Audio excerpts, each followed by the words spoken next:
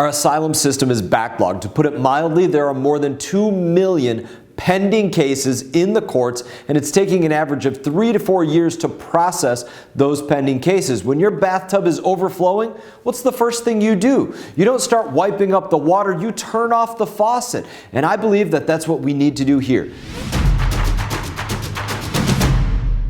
Hey everybody, Congressman Brian Mast here. I hope you all had a great Thanksgiving with your families. I had a great Thanksgiving with mine. As always, here with an update on what's going on in Washington, D.C. this week. I do have a beard this week. I started growing it at the beginning of the week. I planned to actually clipper it off, and sometime between flying up here from Florida and getting here, my clipper stopped working, so I ended up having to continue to grow it because it just got a little bit too long to be able to shave with the razor. So I'm looking forward to getting home to see the family, but also to shave off this beard. So let's talk about a number of different things not related to my beard. First up, immigration. No denying that the situation on our southern border is an issue of national security and foreign policy. That's why this week the House Foreign Affairs Committee held a hearing on that crisis. Now, one of the biggest issues that I see with our immigration system is the asylum process. The legal threshold for seeking asylum in the United States of America is based on something called credible fear. Individuals who are screened for credible fear are screened for 3 things. 1, fear of persecution. 2, fear of torture. 3, fear of return. And that third one is where we're running into major problems. People are claiming and have been claiming for really the last decade in a different way that they were before, that they have a fear of returning because their community is run down, or because in their community somewhere they might have been intimidated, or because they can't find a job. Basically, they fear returning because they've been dealt a tough hand in life. Now, I'm sympathetic to those individuals, and I fully support them coming to the United States of America via legal pathways. But that's not a reason to seek asylum. I discussed this with the witness, Gene Hamilton. Take a listen. We cannot become the place for everyone across the world to come to this one country. God made a wonderful world. It has a lot of great places across it. We cannot be the only place in the entire world where every single person who wants more money or better protection from crime comes to the United States to be saved. The overwhelming majority of aliens crossing the border are not even being subjected or assessed for credible fear screenings. They're not even testing if these people have an asylum claim. They're just issuing court papers and letting them go. Out of, I think yesterday, there was something like 9,400 crossings at the border, and out of that 9,400, preliminary reporting indicates at least 5,200 of them were just given paperwork to go show up in court someday. This is a significant and serious problem. The administration is not even assessing these people for any potential asylum claim. Our asylum system is backlogged. To put it mildly, there are more than 2 million pending cases in the courts, and it's taking an average of 3 to 4 years to process those pending cases. When your bathtub is overflowing, what's the first thing you do? You don't start wiping up the water, you turn off the faucet. And I believe that that's what we need to do here. We need to take a long, hard look at our definition of asylum. Make sure that it's reserved for the most dire of situations. And if it's not, then individuals won't get asylum.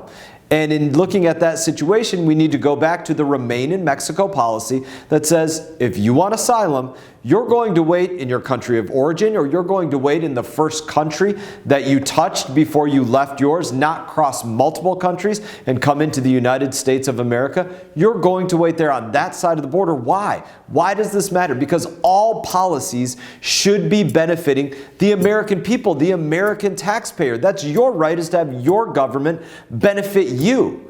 But you're not benefited when your tax dollars go towards paying the travel, paying the hotels, paying the food, paying the education, paying the health care for the millions that are coming into our country illegally. I want to switch gears to something else. I want to touch briefly on an issue that the mainstream media can't seem to get enough of: Congressman George Santos. This week there was a vote to expel Congressman Santos following an ethics committee report that says he filed false or incomplete campaign finance reports and used campaign funds for personal purposes. Now, personally, I think that the man is guilty as sin. I think it is clear as day, and I think that he will ultimately be found guilty for a number of things in a court of law. I am not a juror, and that matters. Every American, including Santos, has a right to due process and a right to his day in court, and for that reason, I voted no. He will get his day in court. He will probably be removed from Congress, but until that day in court happens, until he gets his due process, that's not something that I'm going to vote on. His voters get to decide who represents them, just like every district across the country. Now, finally, on the House floor this week, we voted on a bill that I am a co-sponsor of, the No Funds for Iranian Terrorism Act. Now, earlier this year, Joe Biden made another huge mistake of the many that he's made, and he released $6 billion in frozen assets to Iran as a sweetener in hostage negotiations. $6 billion with a B. It's a lot of money. It's all but a guarantee that that decision gave Iran and Hamas the financing that they need to move forward with their unprecedented attack against Israel on October 7. Now, when the Foreign Affairs Committee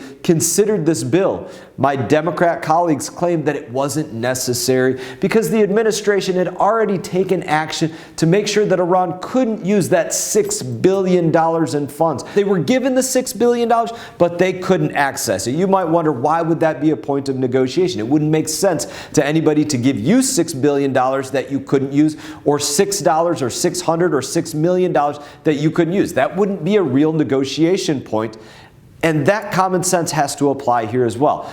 What they wouldn't admit was that the administration had only taken action to make sure that Iran couldn't access the funds right now, right this minute, not to make sure that they wouldn't be able to access them in the future. And that's where they were playing politics, doing wordsmithing, not really telling the American people what was really happening. Now, whether it's a dollar from the 1979 hostage crisis or the situation in September, the United States should be seizing every possible Iranian asset to prevent future terror attacks. In my opinion, we should be using every single one of those dollars to bolster the defenses of our allies, especially Israel. But this bill to ensure that the $6 billion is permanently frozen is a great first step. And let me say this in a more personal way. It's a great first step. I'm constantly thinking, as I look at world affairs, whether it's Iran, whether it's North Korea, whether it's China, whether it's Russia, are one of my boys, my oldest boy is 13, my next boy is 11, my little girl is 8, my next boy is 4. Are one of them going to have to end up in Tehran one day, in Baghdad one day, in Pyongyang one day, in Moscow one day, in Beijing one day, carrying a rifle because they're a part of some war that's going on? I take that very seriously when I look at what's going on in world affairs. I take it very seriously for my kids, for your kids, for everybody that serves in the military right now and everybody that will serve in the military in the future. Those are the real stakes that are on the line when we look at policy like the billions of dollars that go to different places and the negotiations that take place. In that, I just want to say that I hope that you all have a great weekend. I look forward to seeing you all around home. I wish you all the best. You all take care. Hey everyone, thank you for watching this video. If you enjoyed the video, please click like and subscribe. I will be back on YouTube with more exclusive content, so stay tuned.